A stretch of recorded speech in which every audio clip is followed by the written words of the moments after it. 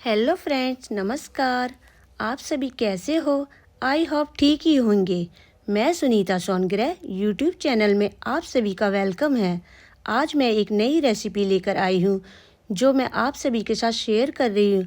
आंवले की ये रेसिपी है आंवले के लड्डू या आंवले की कैंडी कह लीजिए। सर्दियों में आंवले मार्केट में खूब सारे आते हैं। इनकी तासीर बहुत ठंडी होती है, इसलिए जूस तो बहुत ही कम लोग पीते हैं क्योंकि आंवले की पैदावार सर्दियों में ही होती है और ये सस्ते भी होते हैं। हम इनका अचार, मुरब्बा और कैंडी बनाकर स्टोर कर सकते हैं। मैंने यहाँ आधा केजी आंवले लिए हैं जिनका छिलका मैंने उतार दिया है क्योंकि कुछ दिन ज़्यादा रखे रहने से इन पर काले काले धब्बे पड़ गए थे जो मुझे देखने में अच्छे नहीं लग रहे थे। वैसे बगैर छिलका उतारे भी हम इन्हें बना सकते हैं। ये आंवले काफ़ी बड़े थे और ज़्यादा जूसी भी थे और अच्छे पके हुए भी थे। ऐसे ही आंवले ठीक रहते हैं।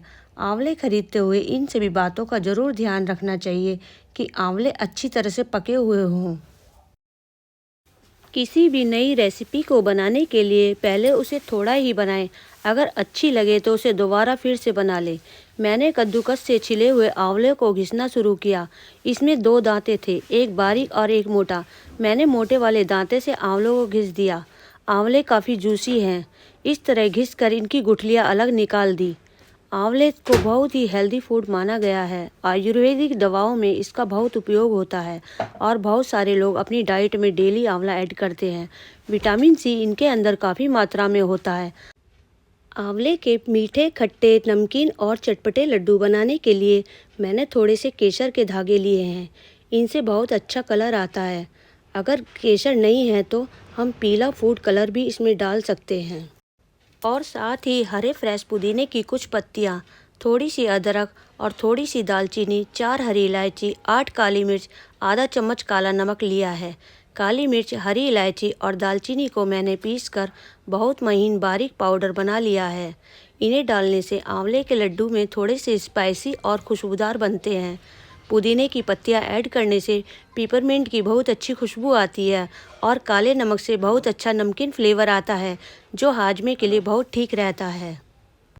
इसमें डालने के लिए 1 कटोरी चीनी ली है और थोड़ी सी अदरक को मैंने छोटे स्लाइजर से घिस लिया। अब मैंने एक कढ़ाई ली और उसमें थोड़ी सी चीनी चारों तरफ फैलाते हुए कढ़ाई के तले में एक अच्छी लेयर लगा दी और इसी तरह ग्रेट करे हुए आंवलों की भी एक लेयर कढ़ाई के तले में इस तरह ही लगा दी। फिर आंवलों के ऊपर दोबारा चीनी चारों तरफ फैलाते हुए एक लेयर और लगा दी। ऐसा इसीलिए किया जाता है ताकि चीनी आंवले के जूस में अच्छी तरह से मिक्स हो जाए। फिर मैंने स्पैचुला से चीनी को अच्छी तरह से मिला दिया। मैंने अभी गैस ऑन नहीं की है। इस तरह करके रखने से थोड़ी ही देर में चीनी लिक्विड हो जाएगी और इसमें पिघल कर मिक्स हो जाएगी, यानी कि आंवले के फाइबर में मिक्स हो जाती है। इन्हें अच्छी तरह से मिक्स करने के बाद आधा घंटा इसी तरह छोड़ना होता है। मगर मुझे ये आंवले के लड्डू जल्दी बनाने थे, इसीलिए मैंने गैस ऑन करके धीमी कर दी क्योंकि मुझे खाना भी बनाना था और मुझे खाना बनाने में फिर देर हो जाती और घर में बहुत सारे काम होते हैं। इसीलिए इसे गैस की लो फ्लेम पर मेल्ट होने के लिए रख दिया। फिर मैंने इसे ढक्कन से ढक दिया ताकि आंच लगने से इसमें जो भाप बनेगी वह इसके अंदर ही रहे और चीनी भी मेल्ट हो जाए और आंवले भी थोड़े से सिक जाएं। मैंने 2 मिनट के लिए इसे ढक्कन से ढक दिया। अब इसमें भाप भी बन गई है। फिर मैंने ढक्कन हटाया और देखा ऊपर चीनी अभी भी नज़र आ रही है। फिर स्पैचुला से चलाकर इसे मिक्स किया और देखा नीचे कढ़ाई के तले में चीनी भी लिक्विड हो गई है। थोड़ी देर इसे इसी तरह चलाते रहने से सारी चीनी गर्म होने से पिघल जाएगी, जो एक पतली चाशनी सी नज़र आ रही है। गैस की फ्लेम धीमी ही करी हुई है। इस तरह से आंवले के लच्छे भी थोड़े से गल जाएंगे। अब मैंने पहले से ही ग्रेट करा हुआ अदरक भी आंवलों के साथ कढ़ाई के अंदर डाल दिया और साथ ही में आधा छोटा चम्मच नमक भी कढ़ाई में डाल दिया। फिर मैंने पिसी हुई काली मिर्च, दालचीनी और हरी इलायची और पुदीने की पत्तियां भी कढ़ाई में डाल दी और इन सभी को स्पैचुला से चलाते हुए आंवले और चीनी के साथ अच्छी तरह से मिक्स किया। मैंने इसमें चीनी डाली है, ये गुड़ में भी बहुत अच्छे बनते हैं। चीनी की जगह गुड़ डालकर भी बनाए जा सकते हैं। अब मैंने थोड़ा सा केसर के धागे कढ़ाई में डाल दिए। केसर काफ़ी गर्म होता है, सर्दियों में ये हमारी बॉडी को ठंड से बचाता है और आंवले के लड्डुओं में एक बहुत ही सुंदर कलर दिखाई देता है। मैंने इसे दोबारा ढक्कन से ढक दिया ताकि जो मैंने इंग्रेडिएंट डाले हैं वे इन सभी के साथ अच्छी तरह से भाप से कुक हो जाएं। अब मैंने ढक्कन हटाकर स्पैचुला से चलाया। केसर ने भाप से अपना प्यारा सा कलर छोड़ दिया है। मैंने फिर इसे अच्छी तरह से लगातार चलाते हुए इसे मिक्स किया। जो थोड़ा सा केसर ऊपर था उसे भी चलाकर अच्छी तरह से मिक्स कर दिया ताकि सभी तरफ ये पक कर आंवलों में एक अच्छा सा कलर दे दे। और मिक्स करने के बाद फिर ढक्कन से ढक दिया। थोड़ी देर बाद ढक्कन हटाया, देखा अब सारे में प्यारा सा और सुंदर सा कलर आ गया है। ज़रूरी नहीं कि केसर ही हो, अगर केसर घर में नहीं है तो पीला वाला फूड कलर भी हम डाल सकते हैं। उसे डालने से भी ऐसा ही कलर आता है।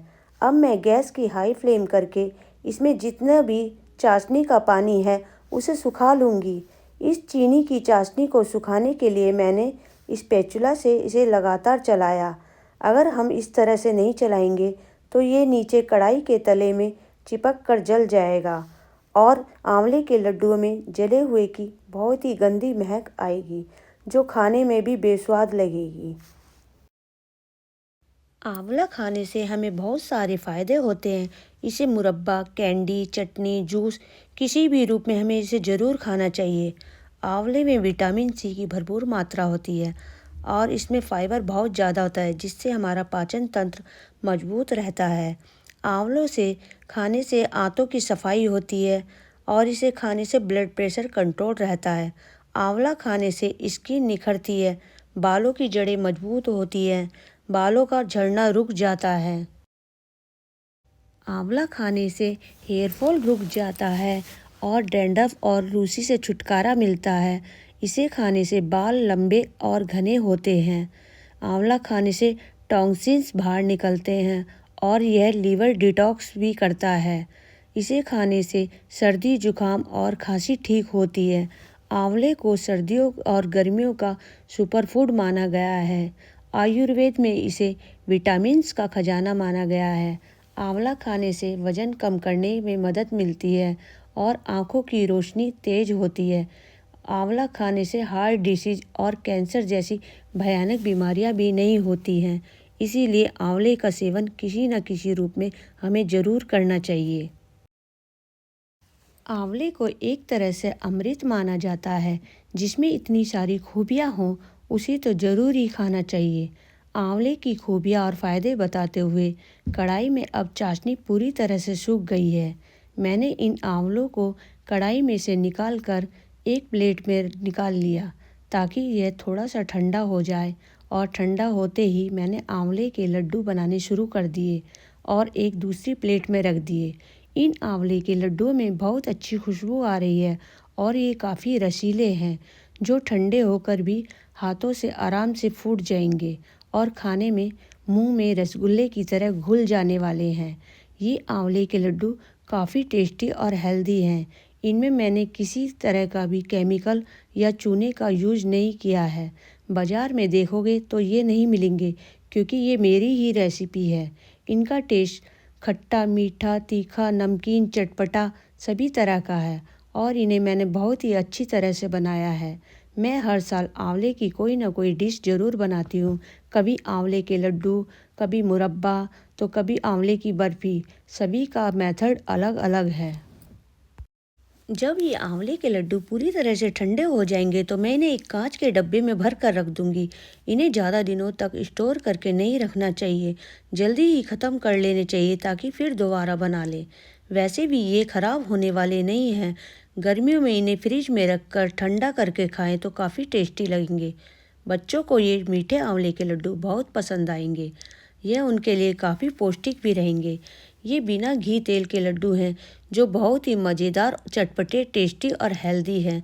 बाज़ार में अभी तो कच्चे आंवले बहुत सस्ते मिल रहे हैं और गर्मियों में ये काफ़ी महंगे हो जाते हैं। सर्दियाँ जाते ही ये आंवले नज़र नहीं आएंगे और मिलेंगे तो काफ़ी महंगे मिलेंगे। इसीलिए देर ना करके मार्केट जाइए और जल्दी से कच्चे रसीले आंवले ले आइए। मेरी ये रेसिपी से ये आंवले के लड्डू बनाइए और खाकर मुझे ज़रूर बताएं कि आपके आंवले के लड्डू कैसे बने।